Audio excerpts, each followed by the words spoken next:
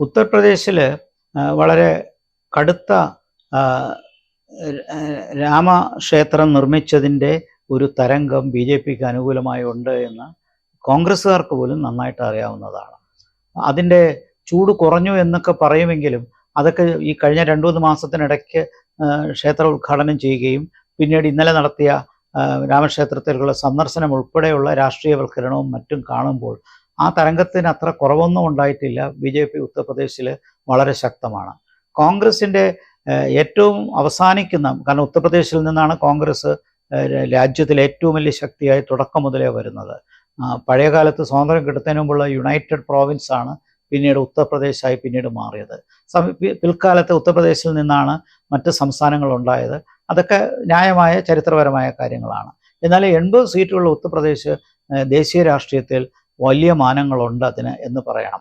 മാത്രമല്ല, ദേശീയ രാഷ്ട്രീയത്തിൻ്റെ കവാടം എന്ന് പറയുന്ന ഉത്തർപ്രദേശാണ്. അപ്പോൾ ശക്തമായ ബി ജെ പി സ്വാധീനമുള്ള ഉത്തർപ്രദേശിൽ അവിടെ കോൺഗ്രസ്സിന് പ്രതീക്ഷിക്കാവുന്ന 2 സീറ്റുകളായിരുന്നു അമേത്തിയും റൈബറേലിയും. കഴിഞ്ഞ തവണ അമേത്തിയും പോയി കിട്ടി. അപ്പോൾ അമേത്തി നഷ്ടപ്പെടാൻ കാരണം വളരെ വ്യക്തമാണ്. അദ്ദേഹത്തിന് വേണ്ട രീതിയിൽ അവിടെ പ്രവർത്തിക്കാനോ കാണിച്ചു കഴിഞ്ഞില്ല. അതോടൊപ്പം അവിടെ രാഹുൽ ഗാന്ധിയുടെ പ്രവർത്തനം ശക്തമായില്ല എന്ന് മാത്രമല്ല, ബി ജെ പിയുടെ പ്രവർത്തനം വളരെ ശുഷ്കാന്തിയോടുകൂടി നടന്നു. സ്മൃതി ഇറാനിയുടെ സ്ഥാനാർത്ഥിത്വവും അവർ ഉണ്ടാക്കിയൊരു തരംഗവും ആ മണ്ഡലത്തിൽ ശക്തമായി നിലനിൽക്കുന്നു. ഇപ്പോഴും അവർ തന്നെയാണ് സ്ഥാനാർത്ഥി. അപ്പോൾ അമേത്തിയിൽ നിൽക്കാത്തത് ഞാൻ പറയും ബുദ്ധിപരമായി. കാരണം നിന്നാൽ 100% രാഹുൽ ഗാന്ധി അവിടെ തോക്കുമായിരുന്നു. അപ്പോൾ തോക്കാനായിട്ട് എന്തിനാണ് അവിടെ പോയി നിൽക്കുന്നത്? പക്ഷേ രണ്ടാമതൊരു മണ്ഡലത്തിൽ നിൽക്കണം, ഉത്തർപ്രദേശിൽ നിൽക്കണം. കാരണം വയനാട് ജയിക്കും എന്ന് 100% ഉറപ്പുണ്ടെങ്കിലും ഉത്തർപ്രദേശിൽ കോൺഗ്രസ്സിന് വളരണമെങ്കിൽ അവിടുത്തെ ഹിന്ദി ഹാർട്ട്ലാൻഡിലെ കോൺഗ്രസ്സിന് രാഹുൽ ഗാന്ധിയുടെ നേതൃത്വത്തിന് ഒരു അംഗീകാരം വേണം. പ്രത്യേകിച്ച് നെഹ്റു കുടുംബത്തിൻ്റെ ഹോം സ്റ്റേറ്റ് എന്ന് കണക്കാക്കപ്പെടുന്ന ഉത്തർപ്രദേശിൽ നിന്ന് ഒരു സീറ്റ് സോണിയാഗാന്ധി കൈവശം വച്ചിരുന്നു. പഴയകാലത്ത് ഇന്ദിരാഗാന്ധിയും മറ്റും കൈവശം ഉണ്ടായിരുന്ന ആ പ്രധാനപ്പെട്ട റൈബറേലി സീറ്റിന് ഒരു സാങ്കത്യമുണ്ട്. ആ പ്രാധാന്യം കൊണ്ടാണ് റൈബറേലിയിൽ നിന്നത്. പക്ഷേ ഞാൻ വ്യക്തിപരമായിട്ട് പറയും, രാഹുൽ ഗാന്ധി ആയിരുന്നില്ല അവിടെ നിൽക്കേണ്ടത്. നെഹ്റു കുടുംബത്തിൽ നിന്ന് ഒരാൾ നിൽക്കണമെങ്കിൽ തീർച്ചയായിട്ടും പ്രിയങ്കയ്ക്ക് കൊടുക്കണം. ഇപ്പോൾ കുടുംബവാഴ്ച എന്തായാലും ഇതിനകത്തുണ്ട്, നമുക്കറിയാം. ഇല്ലെങ്കിൽ ഒരു രാഷ്ട്രീയ പശ്ചാത്തലമില്ലാതെ എങ്ങനെയാണ് പ്രിയങ്ക കോൺഗ്രസ് വർക്കിംഗ് കമ്മിറ്റിയിലേക്ക് വന്നത്? അപ്പോൾ അത് വ്യക്തമാണ്. രാഹുൽ ഗാന്ധി കഴിഞ്ഞ ഒരു 15 വർഷമായിട്ടെങ്കിലും രാഷ്ട്രീയ രംഗത്ത് സജീവമായിട്ട് ഉണ്ട്. അതുപോലെയല്ല പ്രിയങ്ക പെട്ടെന്നാണ് വന്നത്. പക്ഷേ വന്നതിന് തൊട്ട് പിറകെ കോൺഗ്രസ് വർക്കിംഗ് കമ്മിറ്റിയിലെത്തി, നേതൃത്വത്തിലെത്തി. അപ്പോൾ അവരെ നിർത്താത്തത് എല്ലാം നെഹ്റു കുടുംബത്തിന് കൊണ്ടുപോകുന്നു എന്നുള്ള ആശയം. അതിൽ വലിയ കഥയില്ല. പ്രിയങ്കയ്ക്ക് വാസ്തവത്തിൽ അവിടെ സ്ഥാനാർത്ഥിത്വം കൊടുക്കാമായിരുന്നു. കാരണം കോൺഗ്രസ് ജയിക്കാൻ സാധ്യതയുള്ളൊരു മണ്ഡലമാണ്.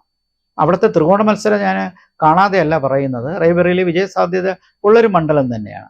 പക്ഷേ അപ്പോഴും അവിടെ നഷ്ടപ്പെടാൻ സാധ്യതയുള്ള പ്രത്യേകിച്ച് ദളിത് വോട്ടുകൾ, ബി എസ് പിയുടെ പ്രസൻസ്, ഒരു വിഭാഗം മുസ്ലിം വോട്ടുകളും മായാവതിയുടെ പാർട്ടി കൊണ്ടുപോകാനുള്ള സാധ്യതയുണ്ട്. പക്ഷേ മറുവശത്ത് മുലായം സിംഗ് യാദവിൻ്റെ പാർട്ടിയായ അഖിലേഷ് യാദവ് നയിക്കുന്ന സമാജ്വാദി പാർട്ടി വളരെ ശക്തമായി നിൽക്കുന്നുണ്ട്. കഴിഞ്ഞ തവണയും അവർക്ക് 6-7 സീറ്റുകൾ ലഭിച്ചു. ഇത്തവണയും അത് ലഭിക്കാനുള്ള 6-7 സീറ്റുകൾ ലഭിക്കാനുള്ള ചാൻസ് ഉണ്ട്. അവരുടെ പിന്തുണ ശക്തമായ രീതിയിൽ OBC മുസ്ലിം വോട്ടിൻ്റെ പ്രസൻസ് രാഹുൽ ഗാന്ധിക്ക് റൈബറേലി കിട്ടും. അതുകൊണ്ട് റൈബറേലി വിജയിക്കാൻ സാധ്യതയുണ്ട്. പക്ഷേ എന്തിനു നിന്നു എന്നുള്ള ചോദ്യം അവശേഷിക്കുന്നു. നമുക്ക് ഉറപ്പാണ്, റൈബറേലി ജയിച്ചാൽ രാഹുൽ ഗാന്ധി വയനാട് ഉപേക്ഷിക്കും. അത് കോമൺ സെൻസിൽ അറിയാവുന്ന കാര്യമാണ്. അത് 2 കാര്യങ്ങളാണ്. ഒന്ന്, ഹിന്ദി ഹാർട്ട്ലാൻഡിൽ കോൺഗ്രസ്സിന് വളരണമെങ്കിൽ റൈബറേലി നിലനിർത്തണം. 2, വയനാട് എന്തായാലും കോൺഗ്രസ് ഇനിയും ജയിക്കും. ഏത് സ്ഥാനാർത്ഥിയെ കൊണ്ട് നിർത്തിയാലും വോട്ട് കുറഞ്ഞാലും നിൽക്കും. അവിടത്തേക്ക് പ്രിയങ്ക വരുമോ എന്നൊന്നും നമുക്ക് ഇപ്പോഴേ പ്രവചിക്കാനാവില്ല. പക്ഷേ വാസ്തവത്തിൽ വയനാടിന് ഈ VIP സ്റ്റാറ്റസ് വന്നത് മുതൽ നഷ്ടത്തിലായത് വയനാട് തന്നെയാണ്. കാരണം VIP സ്റ്റാറ്റസ് ഉള്ള ഒരു മണ്ഡലം എന്നല്ലാതെ വയനാടിന് പുരോഗതിയൊന്നും ഉണ്ടായിട്ടില്ല. അത് ഇനിയും സംഭവിക്കാൻ പോകുന്ന, റൈബറേലിയിൽ നിന്ന് രാഹുൽ ഗാന്ധി വിജയിച്ചാൽ വയനാട് ഉപേക്ഷിക്കുകയും മറ്റൊരു പ്രാദേശിക നേതാവിനും വയനാട് നിന്ന് ജയിക്കാനുള്ള സാധ്യതയും കാണുന്നു.